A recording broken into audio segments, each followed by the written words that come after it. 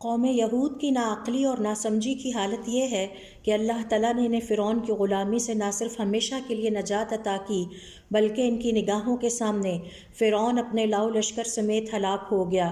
پھر اللہ تعالیٰ نے ان پر کتاب نازل کی اور انہیں تاکید کی کہ اسے مضبوطی سے تھام لیں، لیکن قوم یہود نے اللہ تعالیٰ کے احکامات کو ماننے سے انکار کر دیا۔ ابن عباس رضی اللہ تعالیٰ عنہ فرماتے ہیں، اللہ تعالیٰ نے ان کے انکار کے بعد کوہ طور نامی پہاڑ کو ان کے سروں پر بلند کر دیا